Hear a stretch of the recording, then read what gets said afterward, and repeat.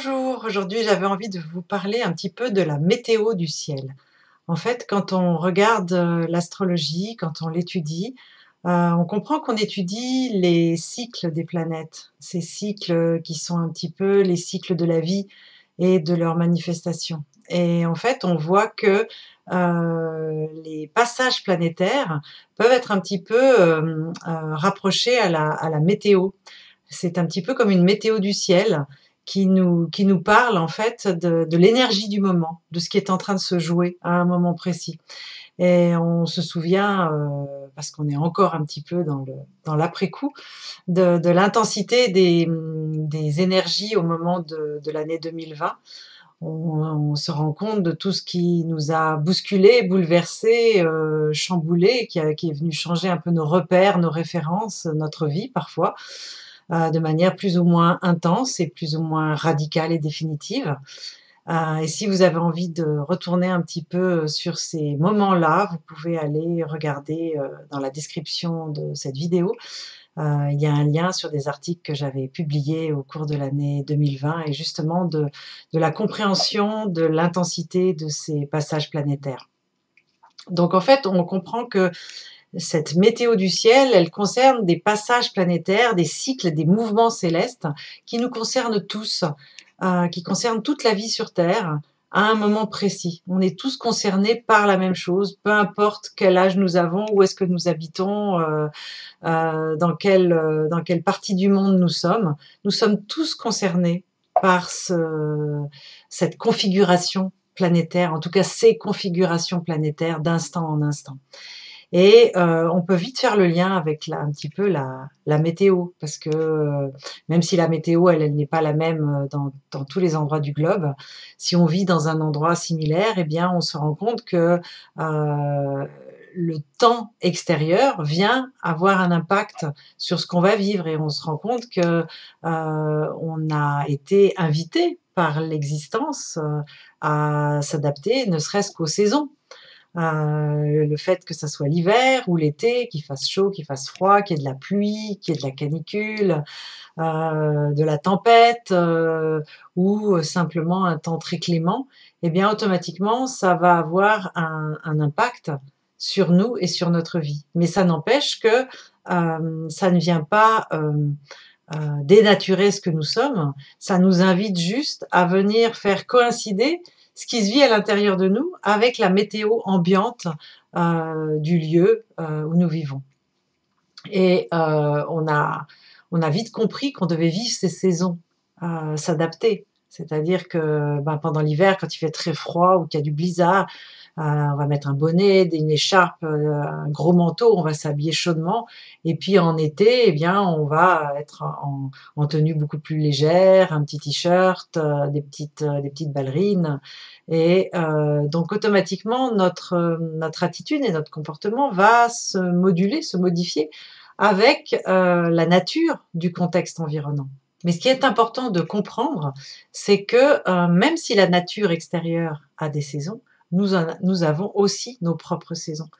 C'est-à-dire qu'il est important aussi d'être à l'écoute du rythme interne qui est le nôtre, des temps d'ouverture ou de fermeture, des temps d'extraversion ou d'introversion, des temps de joie ou de tristesse, des temps d'activité ou des temps de repos. Et ces saisons, elles sont aussi à aller comprendre à l'intérieur de nous. Et tout ce qui va se jouer, c'est de voir comment on va pouvoir effectivement cheminer ou naviguer entre ce qui se joue à l'intérieur de nous et ce qui se joue à l'extérieur. Parce que on ne peut pas exclure l'un ou l'autre. Ce que nous vivons au-dedans, nous le vivons aussi en contact avec le monde extérieur, mais ce qui se joue au dehors ne peut être expérimenté qu'au-dedans de nous.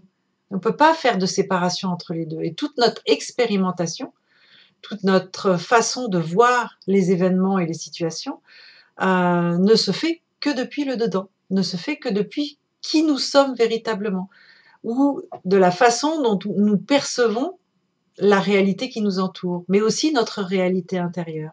On ne peut pas les dissocier. On ne peut pas juste dire il se passe quelque chose à l'extérieur, parce que même plusieurs personnes pourront vivre la même situation et en fait ne pas les percevoir du tout de la même façon parce que leur canevas intérieur ne peut pas appréhender cette réalité dite objective de la même manière. C'est pour ça que c'est difficile de dire qu'il y a une réalité objective. Cette réalité, elle est avant tout en nous, parce que nous sommes notre propre univers intérieur et que c'est à partir de lui que toute expérimentation va se donner. Donc ce qui est important, en fait, c'est de comprendre que cette connaissance des cycles, des transits planétaires, des passages planétaires dans notre système solaire, ça vient nous indiquer, en fait, où est-ce qu'on en est à un moment de l'existence par rapport au cycle du vivant. Et ça nous permet de nous accorder au rythme du vivant, d'aller avec le temps, de comprendre en même temps ce qui se joue en nous et en même temps de comprendre l'atmosphère, de comprendre le moment, de comprendre un petit peu au niveau énergétique les enjeux, les variations, les vibrations, les invitations, et de voir comment est-ce que ça vient résonner avec ce qui se passe à l'intérieur de nous. Parce qu'il va falloir accorder ces deux cycles, ce cycle interne avec le cycle externe. Et on peut vraiment se poser la question de savoir ce qui se passe au dehors n'est pas là uniquement pour nous influencer, même si bien sûr ça nous influence, ça nous touche, ça bouleverse nos vies parfois, ou ça les rend encore plus belles et meilleures, ça dépend des situations. Mais en quoi ce qui se passe est un révélateur de ce qui doit venir grandir à l'intérieur de nous. En quoi ce n'est pas quelque chose qui va définir notre chemin de vie, définir nos choix, nos actes, mais peut-être les moduler ou peut-être les inviter à trouver une autre voie, une autre manière de faire qui finalement, même si c'était pas celle qu'on avait envisagée, c'est peut-être celle qui nous correspond le mieux. Et en quoi ça va permettre de faire grandir, de faire éclore ce qui est vivant à l'intérieur de nous. Alors quand on parle des passages planétaires, on vient en fait parler de manière symbolique des archétypes qui sont représentés par les planètes, qui viennent à notre rencontre. Ils viennent nous voir, ils viennent nous poser des questions, ils viennent savoir où est-ce qu'on en est de notre cheminement. Ils viennent vraiment nous interroger, nous accompagner aussi, nous aider, nous pousser, nous défier, nous aider à voir si on s'oriente dans la bonne direction. Et c'est vrai que c'est totalement pertinent d'arriver à comprendre ces messages-là, parce que ça nous aide grandement à savoir ce qui se passe dans notre existence. Pas tant en fait, pas tant ce qui se passe, mais comment nous accorder au mieux avec ce qui se joue. Parce que parfois, il y a certaines situations, on les ressent comme quelque chose de vraiment douloureux, difficile. Et si on arrive à aller au-delà de cette difficulté, en quoi elle est pertinente, en quoi le message est lové au cœur de l'épreuve quelque part, en quoi ça vient vraiment nous chercher dans la mise en œuvre de notre vérité. Et d'autres fois, ben, c'est au contraire des opportunités qu'on a parfois de la difficulté ou de la peur à saisir. On a du mal parfois à prendre le train en marche. On peut avoir besoin aussi de nous libérer, de nous émanciper pour quelque chose qui serait bien mieux, mais qu'on n'aurait pas forcément choisi si la situation ne nous avait pas sollicité pour le faire. Donc en fait, chacune des planètes, chacune des figures qu'elles représentent, je dis toujours qu'elles sont un petit peu comme des dieux et des déesses qui viennent nous rencontrer, qui viennent nous initier. Elles ont quelque chose à nous apprendre, elles ont quelque chose à venir nous insuffler pour éveiller des parts de notre nature profonde. Et elles le font en fonction de leur couleur propre. Et en fait, un passage planétaire, les fameux transits dont on parle beaucoup quand on fait les prévisions, ce regard prospectif en fait qu'on peut avoir avec l'astrologie, c'est pas tant pour prédire quelque chose, pour donner l'événement, pour dire exactement qu'est-ce qui va se passer, mais pour donner des indications sur l'état du terrain, donner des instructions sur aussi notre manière la plus appropriée, la plus juste d'aborder ce qui est en train de se jouer, de comprendre un petit peu en quoi ça résonne pour nous, de comprendre l'état global de la situation et en même temps de pouvoir le rapporter à notre existence propre. c'est-à-dire de voir comment ça vient nous chercher dans notre vérité, comment ça vient nous aider je dirais, à faire éclore, à déployer, à manifester ce qui est juste d'exprimer à un moment donné et particulier de notre existence. Donc l'idée, effectivement, ce n'est pas forcément de prédire l'événement, mais de comprendre comment cette énergie du vivant, manifestée par une planète, par une vibration, va être récupérée par l'intelligence de la vie qui, quelque part, un petit peu comme un bon professeur qui connaît très bien ses élèves et sait très bien que tel élève a besoin de ça et que l'autre a besoin d'autre chose de complètement différent, que l'un a besoin de faire du sport et que l'autre a besoin de faire de la musique, que le troisième a besoin d'écrire et que le quatrième adore les chiffres. Il sait exactement à quel niveau nous en sommes et donc pour une même énergie, pour une même tonalité, les répercussions de notre existence ne seront pas les mêmes. Et chacun de nous va expérimenter le passage d'une planète à sa façon.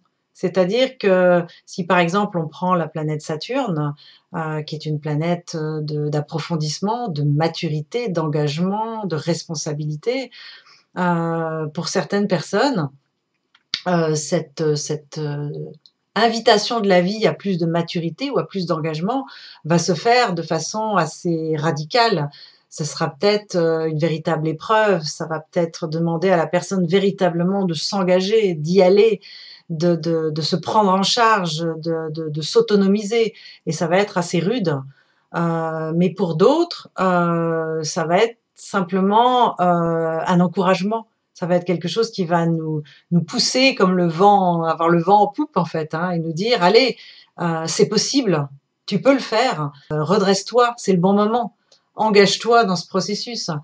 Et puis pour d'autres qui sont au contraire beaucoup trop dans la prise en charge, le fait de porter le poids du monde sur leurs épaules, sur cette difficulté de tout assumer, même ce qui n'est pas de leur ressort, à ce moment-là, ben, l'invitation, elle sera au contraire de lâcher prise, d'être beaucoup moins dans la lutte, beaucoup moins dans la résistance, et d'accepter que on puisse ouvrir les bras et accueillir ce qui va se jouer, et pas de tenir bon coûte que coûte. Et malgré tout, c'est exactement la même énergie planétaire. Et il y aura de multiples modulations parce que pour chacun étant unique, chaque thème étant particulier, eh bien, automatiquement, il y aura autant de modulations que de personnes. Et toute la subtilité, c'est vraiment de pouvoir accueillir ce qui vient de l'extérieur et le mettre en résonance avec ce qui se joue à l'intérieur. Donc, pour finir cette petite vidéo, je voudrais vraiment vous proposer un petit exercice, c'est-à-dire de commencer à vous mettre à l'écoute de tous les événements qui vous arrivent. Ceux qui vous arrivent aujourd'hui, ceux qui vous sont arrivés la semaine passée ou l'année passée, ou les choses vraiment importantes de votre existence, de voir tout ce qui vous touche vraiment, tout ce qui vient vraiment impacter votre vie, tout ce qui vient faire écho, que ça soit de manière joyeuse ou douloureuse, mais vraiment de se dire, tiens, qu'est-ce que ça vient chercher en moi? Qu'est-ce que ça vient réveiller? Qu'est-ce que ça vient me demander? En quoi ça vient me demander parfois de faire des choses que j'ai pas envie, mais je sais que c'est juste, je sais que je suis à ma place, je sais que ça me correspond.